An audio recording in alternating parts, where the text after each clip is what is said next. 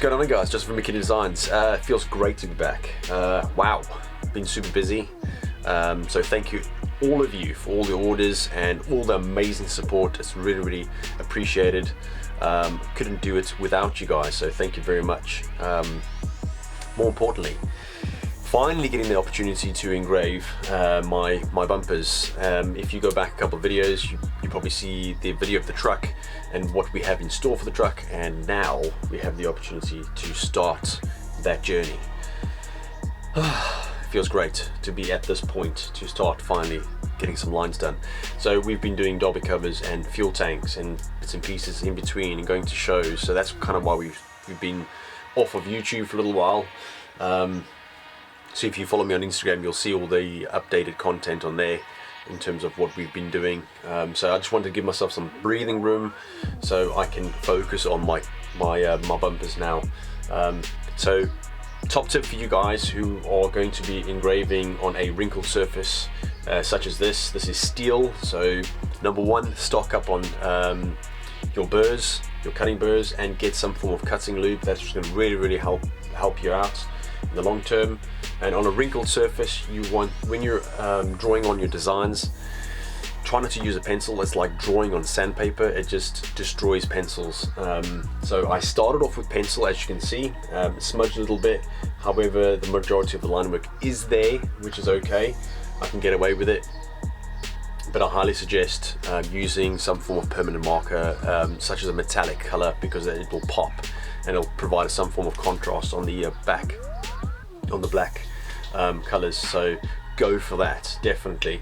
So the design work has really been sort of laid out. We've done designs on either side, and then we're going for sort of a minimalist front design, just so it looks nice and clean on the front, and then we're going to go for the sides. Kind of something similar to the rims, like half and half has been done. So we're trying to follow that theme. And then the rear bumper, we haven't figured out the design yet. I still haven't even unpacked it, to be honest. So I had to get this one done first. It is huge, it is massive, so it just overhangs my table. So I had to set it up, get it ready, and today we're going to finally get some lines done. Whew. It feels great. Awesome, stick around, let's get done.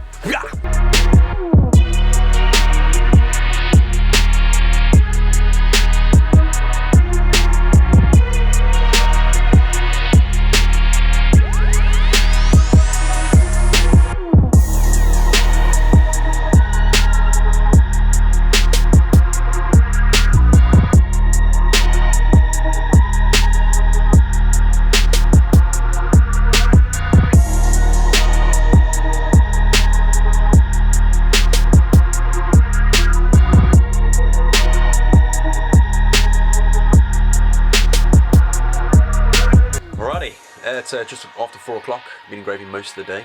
I've been taking breaks here and there, so which is pretty cool, thankfully.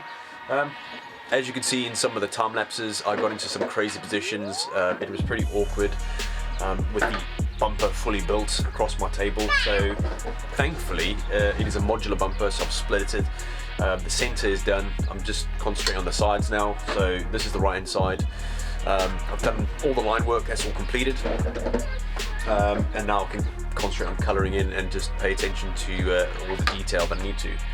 So top tip for you guys, if you engrave in steel, please make sure that you always wear eye protection. Well, wear eye protection with everything you engrave, especially with a rotary tool that I'm using, Dremel, whatever you're using. Always wear eye protection no matter what. But more importantly, get something on your arms and your hands, because the amount of swarf that gets kicked off from the metal is unbelievable, and basically you get covered with a billion of steel splinters everywhere. So, and you don't want that in your skin. It becomes irritating, and you've got to sit there and pick them all out. So I've learned obviously the hard way. So now I have arm protectors, or wear a long sleeve shirt that I'm happy to just get covered. So, and then make sure you wear something that covers your clothes if you want to protect your clothes, like an apron, cheap. So yeah, front bumper is going to be pretty easy. I'm pretty happy with the way it's starting to look. It's going to look amazing. The rear bumper is going to be a little bit more difficult to do because it is complete. It is not modular whatsoever. the amount of artwork on there I don't think is going to be significant compared to the front. So on that side of things, I think we're going to be good. So yeah, hope you like it, and see you guys in a minute. Wah!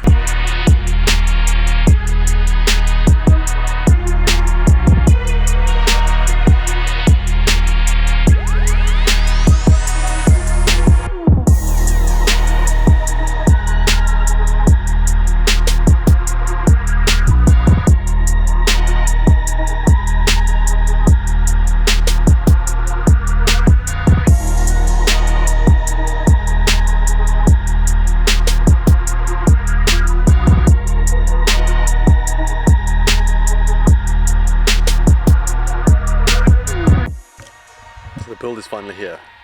It's pretty dark out. I'm messing around with the lights as you do.